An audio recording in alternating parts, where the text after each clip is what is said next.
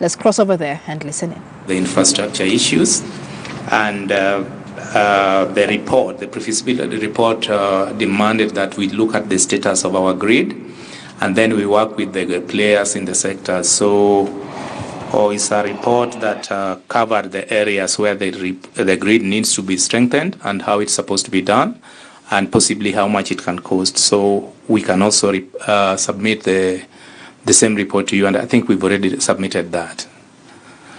On capacity building, and this is a continuous or work in progress in a nuclear power program, because currently, as we are now as a country, I won't say that even if we had the resources, we have the people who can run our nuclear power plants. So we've started training people initially within. That was at the University of Nairobi and the Institute of Nuclear Science. And then we started working with countries like Korea and China and Russia and a bit of the US. So we've trained a number of people, 55 from the University of Nairobi. And externally trained should be 19. And the ones we trained externally, we trained purely on scholarships. And these countries, like when we signed an MOU with China on capacity building, and when we signed an MOU with Korea on capacity building, they gave us these opportunities as a country. Similarly, we've also gotten training opportunities from the International Atomic Energy Agency on the fundamental of nuclear, but this has been a huge number, because they send people for 1 week training, 2 weeks training, short courses. The other issue is the nuclear site selection criteria, and this is a work in progress.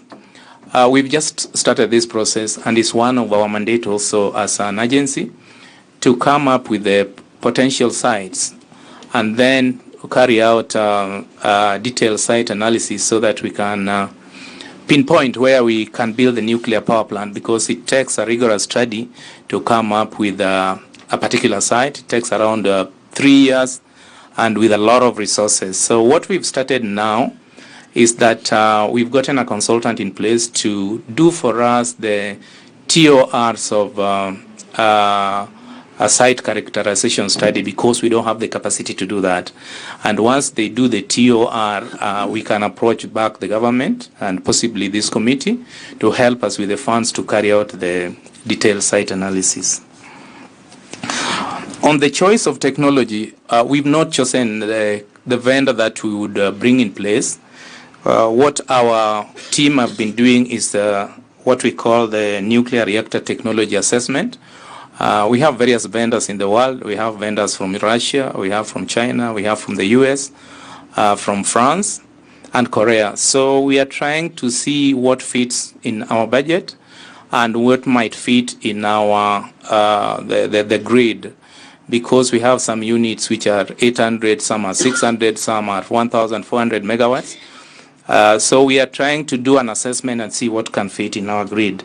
That is a desktop study. We've not engaged any consultant for this kind of work. On the strategic environmental assessment, this was a requirement by NEMA that before we proceed with the nuclear power program, we have to do a strategic environmental assessment. And we commissioned a local firm, SGS, to do this for us. They've completed the work. The report has been sent to NEMA, and I think on Friday this week we'll be doing the validation workshop on the CESA report. Nuclear regulatory bill or nuclear legal and regulatory framework. Chair, as you clearly mentioned, we've gone through this process, and this bill is in the Senate. It's our hope that before the end of the year, with the assistance of your office, we should be able to have a regulator in place, because there are certain activities that we cannot carry out until we have a regulator in place. Like I've just mentioned the detailed site characterization. We can't do this without a regulator in place. On ascension to convention, this is a continuous process that we are working on with the Foreign Affairs and the Office of the Attorney General.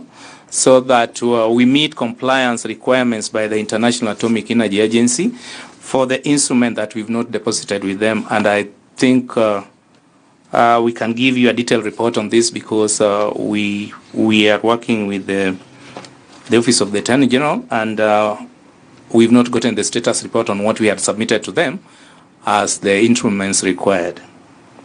On public awareness, Chair, this is another critical part. And when we were doing public participation on the nuclear regulatory bill, what came out is that majority of the public don't actually understand what nuclear is. So we ended up talking about the technology instead of talking about the bill. And as an organization, we put it before the board that we get some resources to do the public awareness and carry out a detailed civic education. I think, Chair, that's my summary, but the detail of the report is in the folder.